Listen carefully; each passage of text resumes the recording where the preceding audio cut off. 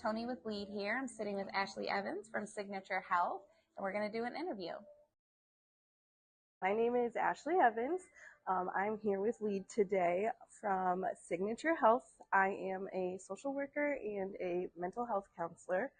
My credentials are LSW, which is a licensed social worker, and an LPCCS, which is a licensed professional clinical counselor with a supervisor certification.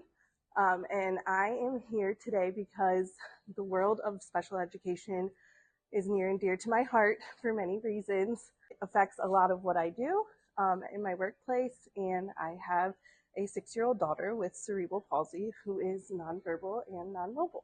Ashley, can you describe your job and how it relates to special education?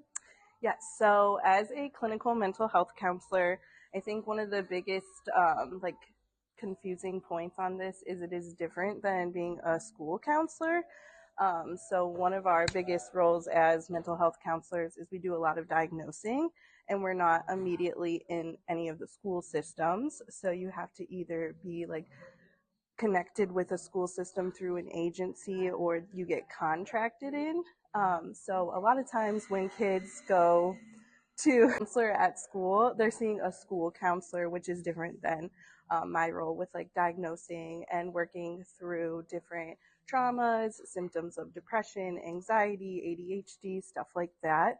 And how I got so involved with IEPs through my job was at my previous position, I was contracted in to a school, and I went in and helped teachers understand mental health components of the children who were on IEPs. What's the biggest difference between school counselors and outpatient counselors? So with a school counselor on a mental health point of view, we would be going into the school, if we become school-based, and we're helping the teachers navigate different behaviors, understand diagnoses, versus if you were just an outpatient counselor, you're not going into the school, but we can still have releases of information to get connected to the school, but not quite in their environment. So there becomes a little bit of a barrier there, which is what I'm seeing as a bit of a difference in the role that I do now, as I'm not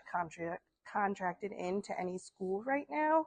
I have to do everything through releases of information, trying to get involved in the schools. So it's a little bit more challenging than maybe where I was at previously when I was contracted into a school. In your opinion, which mental health diagnoses are most impactful in students with receiving specialized education? That's a great question. I feel like that's kind of a wide variety of things that we see. I think that one of the diagnoses that I personally work with the most, especially with kiddos on IEPs, is probably a tie between anxiety and ADHD. And I think, that if you asked another counselor, they might say something else. But that's definitely something that is more common. And I think, unfortunately, there's times where school settings kind of exacerbate some of those anxiety symptoms just unintentionally, but the child feeling like maybe they can't be their authentic self at school really kind of starts to rev up some of those symptoms of the anxiety, or if they're not being understood fully with an ADHD diagnosis, again, unintentionally, certain things can kind of make those symptoms of ADHD more prevalent at school. Kind of like a domino effect. Yeah, exactly. And that's the big part of us as mental health, counselors. We really want anyone who's interacting with child or adult to understand what this diagnosis is. And again, not that it's a deficit per se, but being able to interact with that person and all about meeting them where they're at. You kind of have to have an understanding of, okay, they're working out of this scope. We might not work from the same scope of things, but that's okay. No one person is correct. It's just all about meeting them where they're at.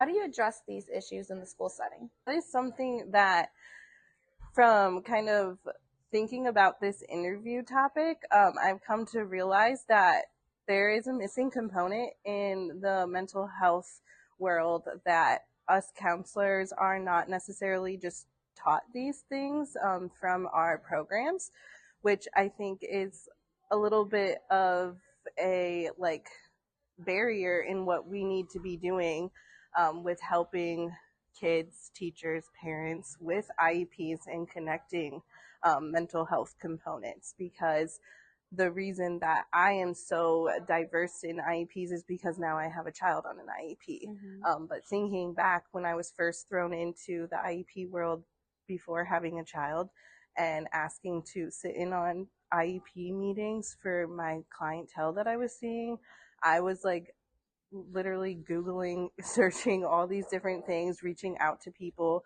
to try to like educate myself so that I can go in there and advocate for these kiddos that I knew needed accommodations and it would, significantly help them. But if you went to another mental health counselor that works with kids, no fault of their own, they might not know much about IEPs. And I think that that's like I said, a very big challenge because we are here to advocate and help, educate people on like how mental health can impact a child at school. And yet we don't know the ins and outs of an IEP. So how do you advocate for all the correct things when not everyone is educated on what all can be requested on an IEP, who all can be a part of that IEP meeting?